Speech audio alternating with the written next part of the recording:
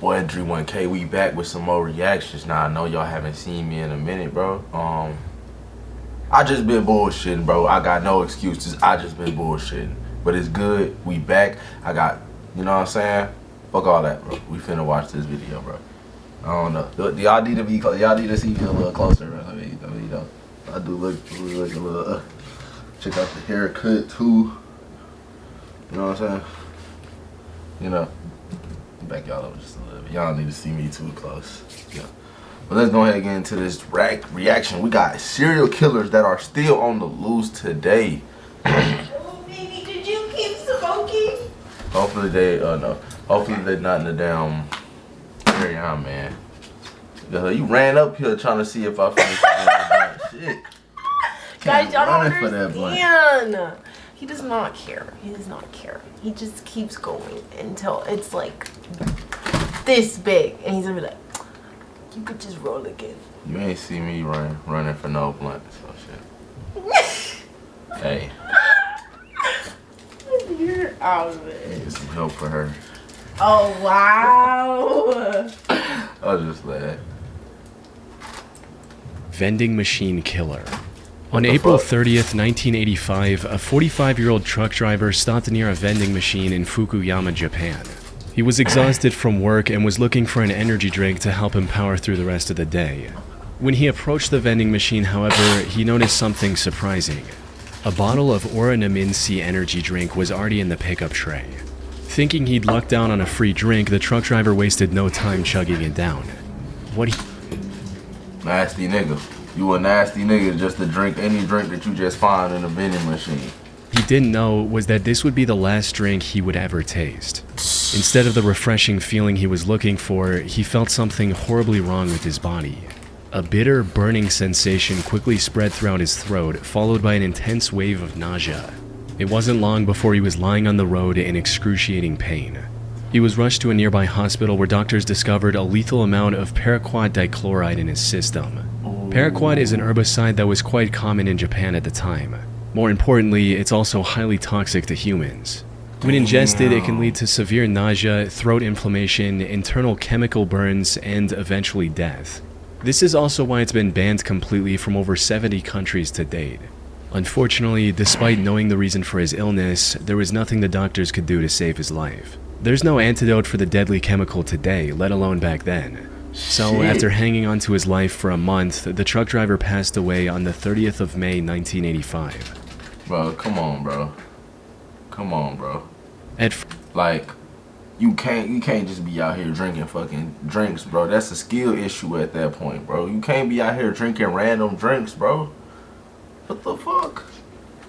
First, investigators assumed that given the nature of his work, he might have accidentally encountered the toxic substance while on duty. However, after reviewing his haul records, they found no trace of this herbicide or anything remotely linked to it.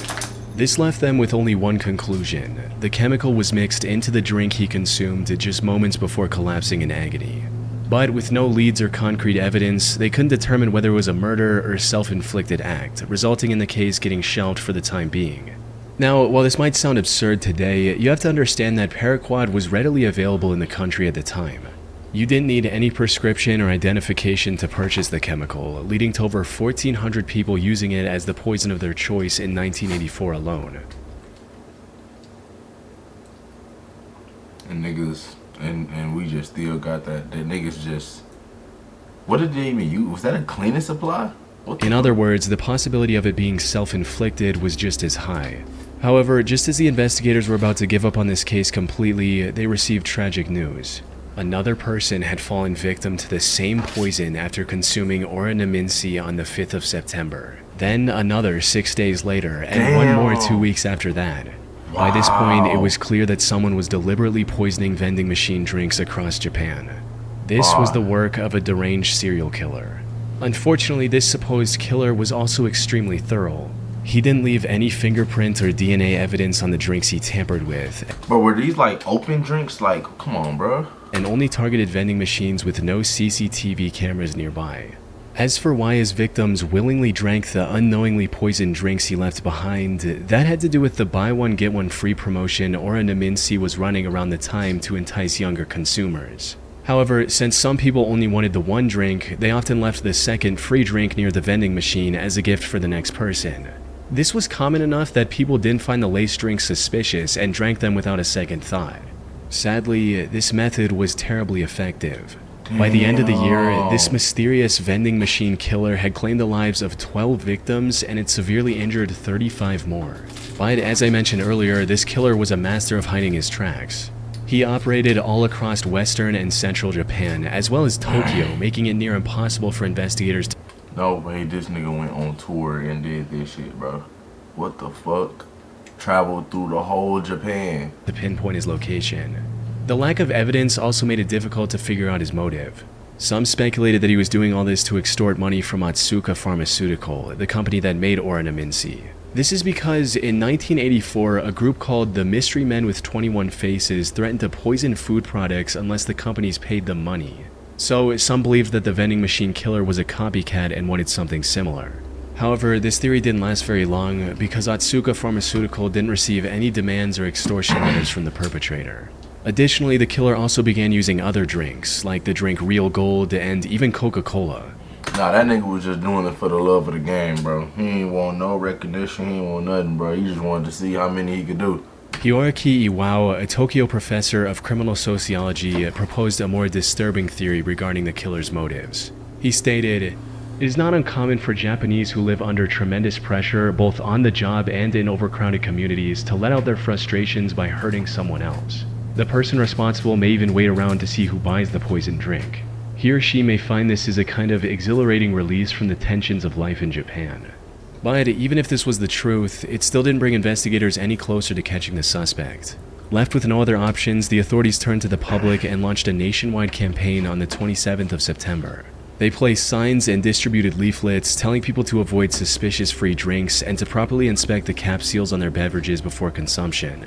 They also instructed vending machine owners to investigate their stock for any anomalies and told chemical shops to monitor their customers more closely. It's unclear how effective this campaign was, as the number of victims kept increasing even after its launch. But then something unexpected happened. On the 17th of November, the murder spree stopped completely after the death of a 17-year-old girl. She was the only female to have died from the poisoning. It's possible that the person who committed these atrocities had a moral code against harming women, though that's nothing more than a baseless speculation. Due to the complete lack of evidence, the vending machine killer was never identified, cementing this case as one of the most chilling, unsolved mysteries in Japanese history. Little Rock serial stabber. On April 11, 2021, the Little Rock... Come on, bro. My birthday just passed, bro. Shout out to my birthday, bro. I can't see. I hate to do this, bro. My birthday is on April the 11th, bro. So anytime I hear it, I'll be like, you know what I'm saying? You feel me? Turn up. But we reacting to a serial killer video, so it's like, damn, I can't turn up. Little Rock serial stabber. On April 11, 2021, the Little Rock Police Department received a distress call from South Pulaski Street regarding a potential homicide. When they arrived at the scene, they found a middle-aged woman lying on the street with stab wounds all over her body. Whoa. This woman turned out to be 41-year-old Deborah Walker. She was homeless at the time and was living on the streets when this incident happened. Wait, they talking about Little Rock, Texas? Come on. Walker. She was homeless at the time and was living on the streets when this incident happened. She was quickly taken to the hospital where medical staff discovered that she had been stabbed at least 15 times. Despite lying on the street, bleeding for what may have been hours, she miraculously survived and managed to regain consciousness the same day. Investigators also visited her in the hospital to gather any information she could provide about her attacker. Unfortunately, she was attacked somewhere between 1 and 4 a.m. It was still dark outside, and all that she saw was that her attacker was a tall, African-American male with a slender build. Now, in most other similar cases, such limited information would hardly be enough to generate any leads. But in this instance, the description Deborah provided left the investigators in disbelief. That's because her attacker's profile closely matched the perpetrator of another incident that took place about 8 months earlier in the surrounding area. The victim of that incident was 64-year-old Larry Eugene McChristian. He was living in Little Rock with his daughter Sarah, who was on probation at the time. On the 20th of August 2020, he had a medical emergency and was taken to the hospital in an ambulance. He was discharged from the hospital the next morning. However, when the hospital staff tried to contact Sarah so she could pick him up, she wasn't answering her phone. So they gave Larry the information about a nearby homeless shelter and a bus token to get there. Later that day, Sarah came to the hospital looking for her father, only to learn that he'd been discharged hours ago. Bro, I'm not locked in. By the way, I do some fuzzy artwork, if you don't mind. I'm doing great, Olivia. Hi, y'all. Oh, shit. See, I don't be paying attention at all.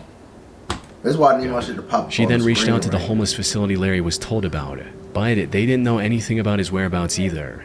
The only option she had was to file a missing persons report and wait for the police to find Larry. 2 days later, on the 24th of August, Sarah received the call she was waiting for. Tragically, it wasn't the news she had hoped for. According to the official report, the Little Rock Police Department found Larry's body on South Gaines Street at around 2 a.m. They identified him by the hospital discharge papers he had on him. More importantly, he had multiple stab wounds on his body and was unfortunately already dead by the time the police arrived. His death was declared a homicide, and the investigators began looking for clues almost immediately. This proved quite impossible at first, since there were no witnesses, and there wasn't anything that could be used as evidence at the crime scene. However, after inspecting the surrounding houses, they had a major breakthrough. The CCTV camera outside a nearby house had captured the suspect walking down the street when suddenly he spots Larry and begins walking towards him. After committing the crime, he tries leaving the area, only to stop, go back, and stab Larry one last time before fleeing. As mentioned earlier, this man matched the profile Deborah gave to the police, leading investigators to believe she was attacked by the same person. While looking into older cases, they also connected the same killer to another murder that happened in the area on September 23, 2020. The victim of this incident was 62-year-old Jeff Welch, another homeless man who was living in an abandoned home. On the morning of that day, Jeff's friend found him on the porch of his house with a stab wound on his neck. By this point, the investigators knew they were dealing with a deranged serial killer. However, just as they uncovered the connection between the three attacks, another tragedy unfolded. On April 12, 2023, a day after the attack on Deborah Walker, another one of his victims was found on the Wright Avenue overpass. The only thing in common with these 4 attacks was that they all involved homeless individuals, and they all happened between 1 and 4 a.m. There seemed to be no clear pattern on how the perpetrator selected his targets. This left the Little Rock community terrified to leave their homes, fearing they might become the next victim of the serial killer on the loose. After realizing the potential danger of the situation, LRPD began spreading awareness about the man who is now being referred to as the Little Rock Slasher. They also turned to the public to ask for any information they could provide on the matter, and even announced a $20,000 reward. We also need your help. If you have seen anything suspicious or have surveillance cameras on your homes or businesses in this area, please contact us at 501. Unfortunately, despite having CCTV footage of the suspect, the Little Rock Slasher was never caught. The case remains a mystery to this day, or at least that's what the official reports say. While researching this case, I came across an Arkansas-based blog called the Snarky Media Report. The authors of this blog did their own investigation into the slasher case, and what they found was shocking to say the least. Put simply, they claim to have found the true identity of the killer after talking to multiple locals and Deborah, who, according to their blog, already knew the identity of her attacker. They also uncovered many details about this supposed killer, including his criminal record, which reveals that he has already served 2 prison terms in Arkansas for felony convictions of domestic violence. Also, his history with drug abuse and how it made him very agitated and violent. The authors of this blog also claim to have contacted the alleged killer's previous landlord, who gave them this image of the perpetrator. Which begs the question, if they know so much about the slasher, including his legal name, why didn't they give this info to the police? That's where the case goes from creepy to bizarre, since, according to them, they've already given everything they had to the relevant authorities. Despite this, the Little Rock police didn't make any progression in catching the serial killer. Snarky Media also published a video of the Little Rock mayor and police chief refusing to answer questions about the case. This seems to hint at something incredibly shady going on behind the scenes. That said, there's no way for me to confirm if the authors of this— Yo, what if the mayor is the Little Rock killer, bro?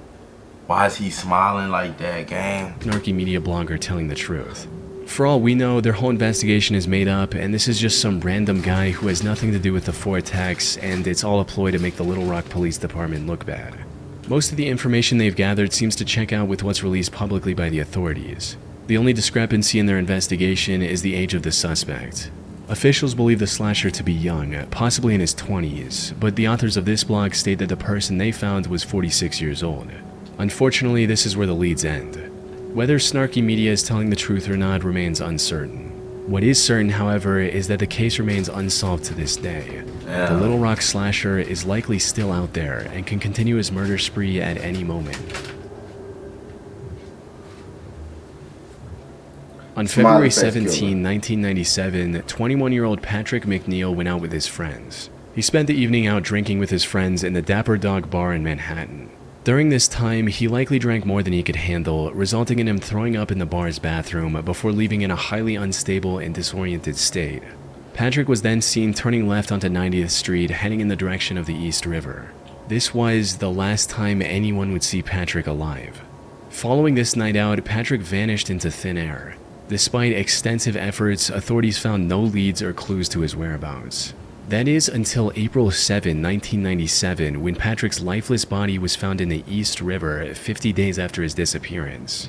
Duty Sergeant of the NYPD Special Investigation Division, Kevin Gannon, was called to the scene to assist with the body's recovery and examination.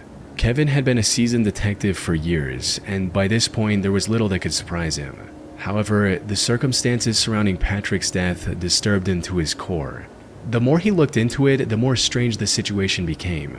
For instance, Kevin noted that Patrick's body wasn't decomposed enough to have been floating in the river for a week, let alone the past 50 days. He also found burn marks on Patrick's body, hinting at the possibility of him being restrained prior to his death. Kevin knew that something wasn't right. Unfortunately, due to the complete lack of evidence pointing to the contrary, Patrick's death was ruled as an accident. Kevin kept thinking over this feeling for the next year before coming across a case that reinforced his suspicions even further. On February 13, 1998, another body was found in the same stretch of water. This body was later identified as 22-year-old Lawrence R. Andrews, who had gone missing on New Year's Eve after celebrating the event with his friends in Times Square. After getting on the case, it didn't take long for Kevin to notice eerie similarities between the two cases, as both bodies were found within yards of each other. Both of them were also young Caucasian males and were on track to have successful careers. They both disappeared in one of the most crowded cities in the world without any trace as well. Most importantly, Kevin also found similar oddities in both cases, where the bodies were a lot less decomposed than they should have been, and there were burn marks indicating possible restraints before their death. Lawrence's case prompted Kevin to look for other similar cases across the U.S. He enlisted the help of fellow detective Anthony Duarte and a criminal justice professor, Dr. Lee Gilbertson. Together, they began investigating these cases, and soon a chilling pattern began to emerge. In total, they found 45 different instances of young men dying under shockingly similar circumstances as Patrick and Lawrence. Damn. Most of them went out for a night of drinking, became more intoxicated than usual, disappeared shortly after, and were later found dead in some body of water. Almost all of them were also Caucasian and on track to have a high-paying career like engineering after college. Most disturbingly, however... Yo, what makes a nigga get drunk and just be like, alright, fuck it, I'ma dip? Just start walking and wondering and shit. Like, that shit crazy as hell to me, I don't know. However, they also found graffiti of smiley faces near the bodies of at least a dozen different victims. I think when I get drunk, I just want to get high. That's it. When I get drunk, I just want to smoke.